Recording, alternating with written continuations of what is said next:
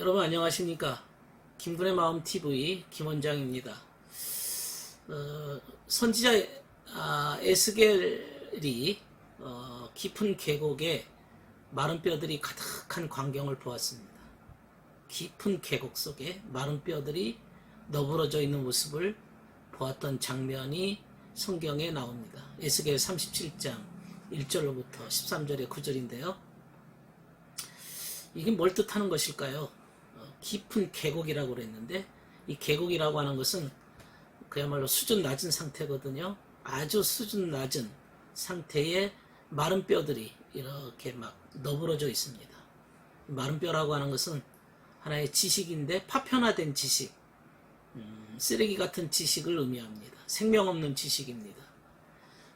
이런 죽은 지식들이 깊은 계곡에 쌓여 있다는 것은 내 마음의 세계에도 그런 쓰레기 같은 지식을 가지고 인생을 살아가는 사람들의 모습을 의미하기도 합니다.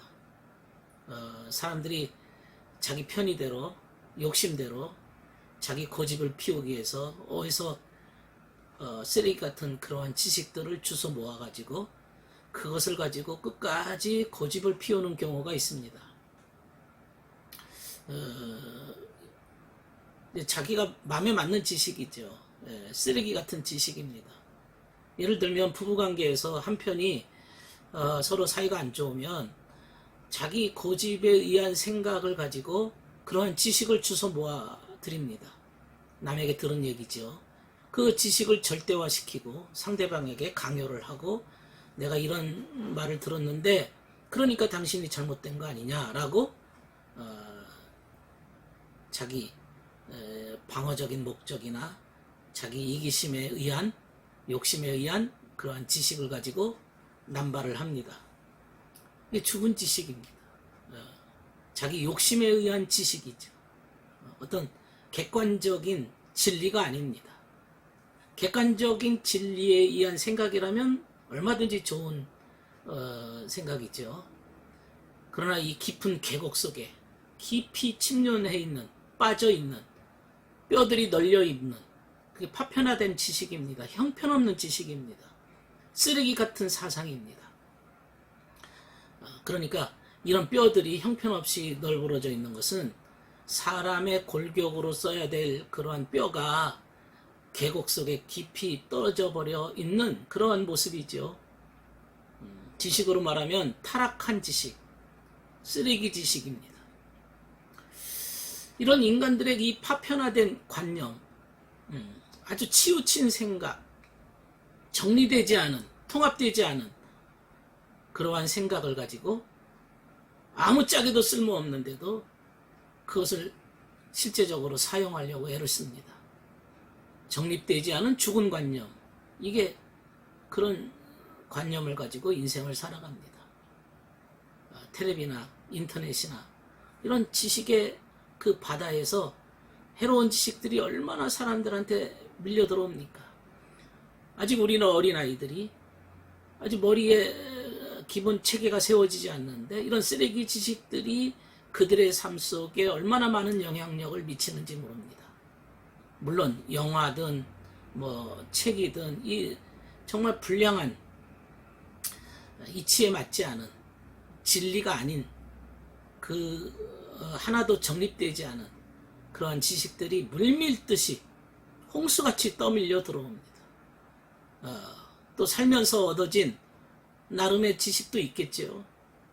이런 것들이 기억 속에 들어와서 마치 홍수가 나면 그 나뭇가지에 쓰레기들이 얽히설키 걸린 것처럼 내 마음에 이렇게 걸려서 널려 있다면 어떻게 될까요? 나는 그 지식, 쓰레기 같은 사상을 가지고 인생을 살아간다면 어떻게 될까요? 어떻게 살아있다고 말할 수가 있을까요? 이미 마른 뼈가 계곡에 너부러져 있는 것 같은 모습으로 나의 기억 속에 쓰레기 생각이 잔뜩 깔려 있는 것입니다. 이게 바로 계곡에 있는 마른 뼈와 같은 모습입니다. 파편화된 지식, 그것이 살 수 있을까요? 죽은 지식이 살아날 수 있을까요? 교회 와서 성경을 배우고 또 하나님 말씀도 듣고 하지만은 아직도 그런 것은 하나의 지식에 불과하고 세속적인 욕망과 유혹에 빠져서 살지는 않습니다. 머릿속에 자기 합리화와 자기 방어를 위한 지식에 그치고 만다면 그것이 역시 파편화된 지식이요 죽은 지식이라고 할 수 있습니다. 이런 죽은 지식이 내 머릿속에 기억 속에 그냥 저장되어 있으면 어떻게 될까요? 살아날 수 있을까요? 이 뼈들이? 그래서 하나님께서 에스겔에게 물어봅니다. 이 뼈들이 능히 살아날 수 있겠느냐? 물어보십니다. 여러분들은 여러분이 갖고 있는 이 파편화된 지식들이 살아날 수 있다고 생각하십니까? 살아날 가능성은 없죠. 훼손된 지식, 파편화된 관념, 다 죽은 겁니다.